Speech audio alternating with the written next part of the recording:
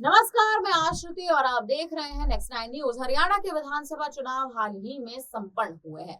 विधानसभा चुनाव के बाद भारतीय जनता पार्टी 48 सीटों पर बहुमत का आंकड़ा पार कर चुकी है, तो वही बची जो 37 सीटें हैं वो कांग्रेस के खाते में गई हैं और करीबन 3 से 4 सीटें अगर आप ले लें तो इनेलो और बसपा ने इन सीटों पर अपना दमखम दिखाया है।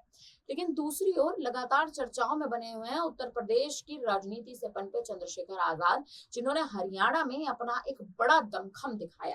जी हाँ, आपको बता दें, हरियाणा में गठबंधन करने के लिए चंद्रशेखर आजाद ने जसपा का साथ चुना, यानी दुष्यंत सिंह चौटाला की पार्टी का साथ चुना।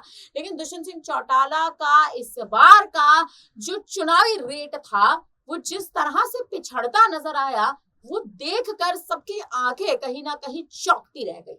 और जिस हिसाब से राजनीति में, हरियाणा की राजनीति में दुष्यंत सिंह चौटाला एक बड़ा नाम, बड़ा चेहरा बनकर उभरते तो जरूर नजर आए हैं, लेकिन हाल ही के समय से ये वही दुष्यंत सिंह चौटाला है जिनकी राजनीति को बड़ा प्रभाव देखने को मिला है।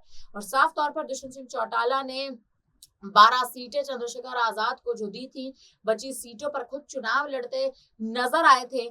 इसके इस गठबंधन के बाद कहीं ना कहीं चंद्रशेखर आजाद को ऐसा लग रहा था, ऐसा प्रतीत हो रहा था कि जो सीटें 12 सीटें उनके खाते में आई हैं, इन 12 की 12 सीटों पर आजाद कुछ सीटें अपने नाम ले जा पाएंगे।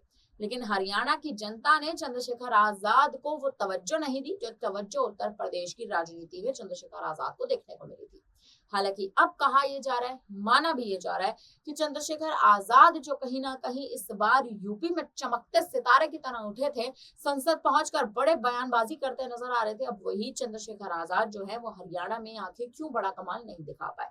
ना केवल आजाद, बल्कि दूसरी ओर अगर आप मायावती को भी देख लें तो एक सीट मायावती हरियाणा में निकालती नजर आई है और हरियाणा में मात्र केवल एक सीट से मायावती के राजनीतिक करियर पर भी बड़े सवाल उठे हैं। दूसरी ओर चंद्रशेखर आजाद का गठबंधन कहीं ना कहीं फेल होता नजर आया और अब माना यह जा रहा है कि जसपा के साथ आजाद समाज पार्टी का गठबंधन हरियाणा विधानसभा चुनाव के पूर्ण परिणामों के बाद, सरकार बनने के बाद पूर्ण तरह से टूटता नजर आएगा। इसके राजनीतिक गलियारों में चर्चाएं भी तेज हैं कि आजाद अब जसपा के साथ अपना गठबंधन तोड़ सकते हैं। कहा यह भी जा रहा है कि जननायक जनता पार्टी भारतीय जनता पार्टी के साथ गठबंधन कर सकती है, यानी जसपा का गठबंधन एक बार फिर बीजेपी के साथ हो सकता है। कार्यरत तौर पर जसपा एक बार फिर बीजेपी की ओर झुक सकती है। देखना अहम है कि आने वाले समय में आखिर जननायक जनता पार्टी और चंद्रशेखर आजाद का ये गठबंधन टूटता है तो स्थितियां परिस्थितियां हरियाणा में कैसे बदलेंगी। फिलहाल अब इस पर आप क्या कहेंगे, कमेंट करके जरूर बताएं। बने रहिए हमारे साथ, देखते रहिए नेक्स्ट 9 न्यूज।